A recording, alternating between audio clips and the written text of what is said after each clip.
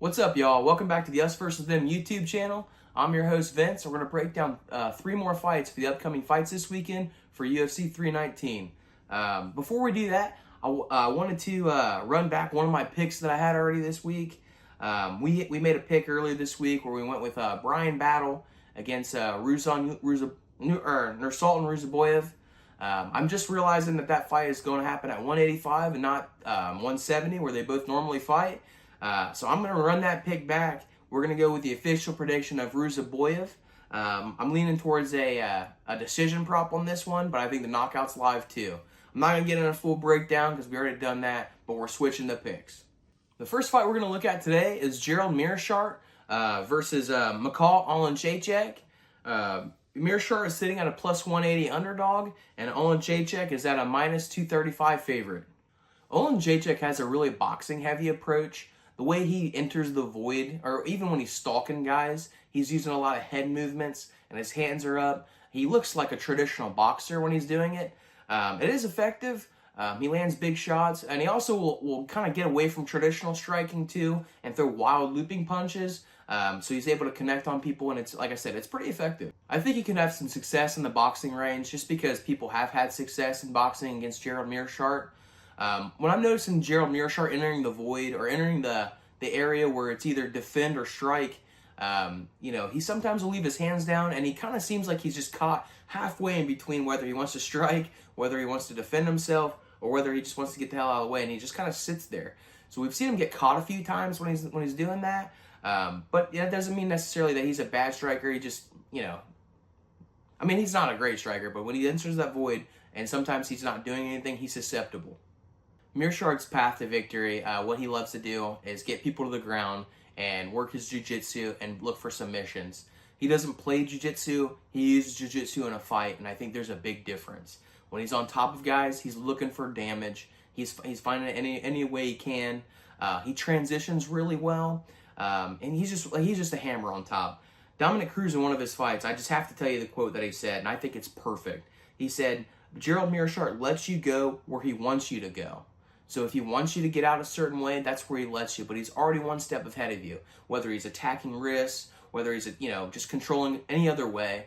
But he lets people think that they have an option out, and that lets him advance position. That's what makes him really dangerous on bottom, or on top, I guess."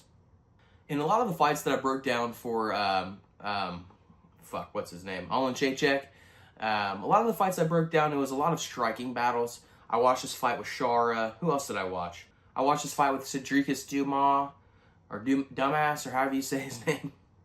I watched this fight with Kevin Holland. These guys are not known for their grappling abilities. They're traditional strikers. Most of those guys are big-time strikers. And so, obviously, I didn't get a chance to see much of his grappling. I'm assuming he has decent grappling, but I can tell you for sure his grappling is not nearly as good as Meerschaert's. I'll tell you what, man. Meerschaert must have a hell of a squeeze when he gets on top. In that fight against Brian Barberena, he got a rear naked choke on Barberena. Barberena's chin was clearly tucked in, you can tell, and he choked him unconscious. He choked him to sleep. And he must have been squeezing really hard.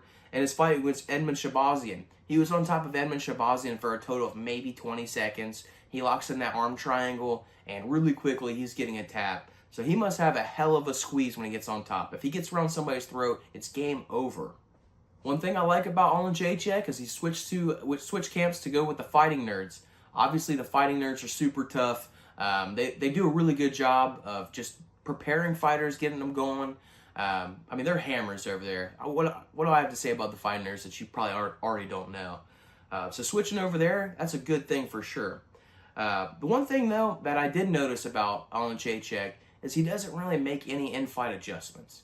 He doesn't do those types of, it's fighting against Shara. Shara was picking him apart with the kicks, right?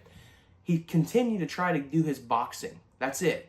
And he was having a really hard time getting past the kicks because we all know Shara can use his kicks almost like jabs to just keep him out in the range that he wants to. He refused to try to change it up and work a body lock or try to attack his legs for a takedown or something like that. Cage work, put him against the cage, there's all kinds of stuff he could have tried. He didn't try any of that shit. He didn't even really try to kick him that much. He just sat there, moving his head, waiting to march in, and kept getting picked apart, both, And, I just don't like his ability to make in-fight adjustments or just adjustments in general. Meerschaert, on the other hand, will take the fight where he wants to go for the path of least resistance. In his fight against Edmund Shabazian, he wanted to obviously take the fight to the ground. Edmund Shabazian's really good on his feet, and he eventually found a way to get the fight to the ground and get a submission. Against RDR, we saw him decide to take a striking approach in that fight because he knew RDR was tough on the ground. He's going to be tough to deal with on the ground. He handled himself well against RDR on the ground. I mean, those scrambles was insane. You guys should go back and watch that one. It's a fun fight to watch. But, he took a striking heavy approach, and he was successful in that one too. So he's going to take the fight where he needs to. Obviously, I'm assuming he's going to look for takedowns this fight and use his jiu-jitsu, given Oleksiejczuk's pretty solid at boxing. Of course he is. That's actually an easy prediction to make. He's definitely going to come in with a grappling heavy approach. The one thing that makes my prediction kind of stand out from my perspective at least is Meerschaert can come into this fight and prepare for Oleksiejczuk's boxing, but there's no way that Oleksiejczuk can make up the difference in the grappling of Meerschaert. That's just not something he can do in an 8-week camp or a 12-week camp or however long the camp has been. Like I said, Meerschaert can make those adjustments for boxing. He can move past the boxing by getting the fight to the ground. But there's just really nothing, not a whole lot at least, that Oleksiejczuk can do to kind of bridge that gap in the grappling.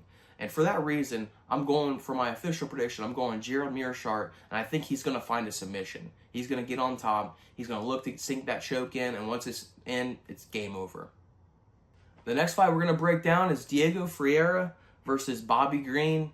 I'm not calling him King Green. Fuck that. I don't call any man king. We fought a fucking war in this country to not do that. I don't give two fucks that he changed his name. He's Bobby Green. That's what we're going with.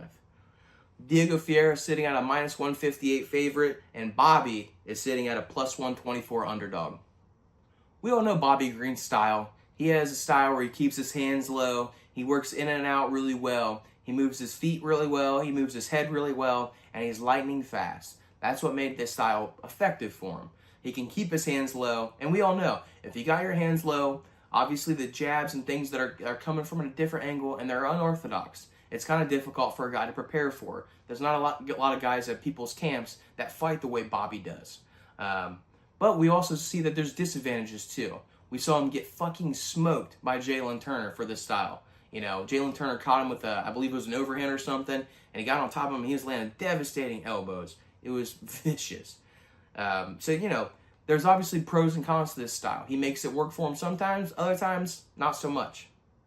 I will say that Bobby Green looked kind of uncharacteristically hesitant in his past couple fights. He fought Paddy Pimblett. Pimblett was able to get the submission on him. He fought Mauricio Rufy, or Rufio, however you say his name.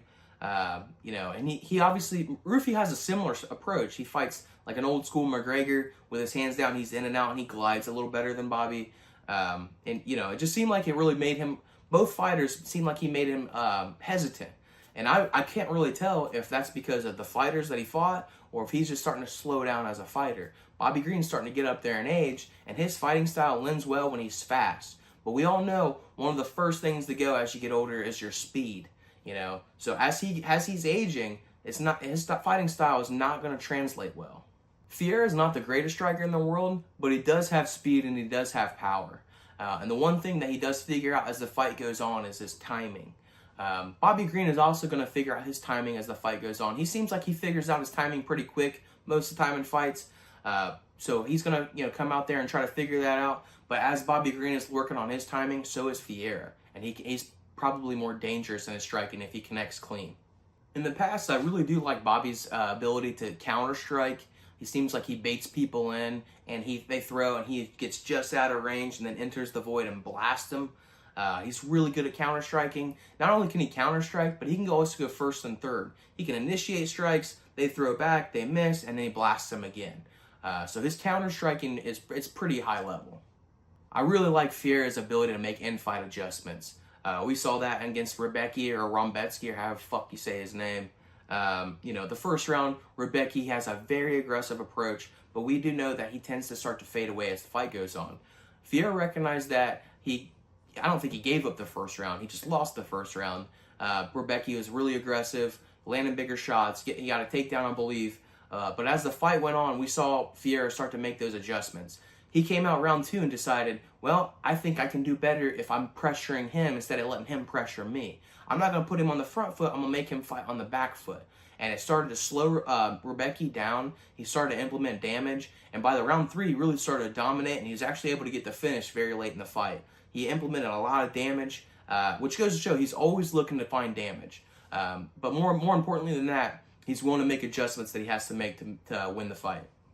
Ferreira has really high level jiu-jitsu. He throws kind of wild sometimes, not wild, just more risky strikes traditionally because he's not afraid at all of getting taken down. He knows that if he does go to his back, he can work his sweep, he can work to get out quickly without taking any damage, or he can even find a submission. I think he's really good at finding those sweeps, at least to work up. So his jiu-jitsu is really high level. I don't see it playing too much of a factor because Ferreira doesn't really press a lot of takedowns. He doesn't press that kind of action. But if Bobby Green does decide to shoot takedowns, which he has tried to his last couple fights, he's going to be entering Ferreira's world. I just don't see him doing that. For my official prediction, I'm going with Ferreira.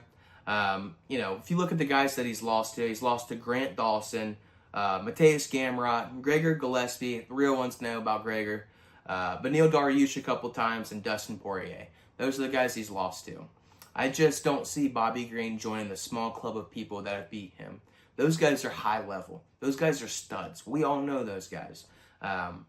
You throw Bobby Green in the mix with that name of fighters, and he sticks out. He just doesn't belong there.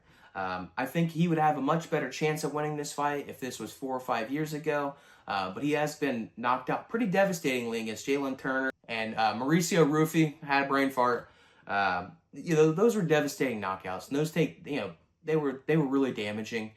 This late in his career, I think that definitely plays a factor. I also noticed that, like I said before, his hands are slowing down. His speed is going away.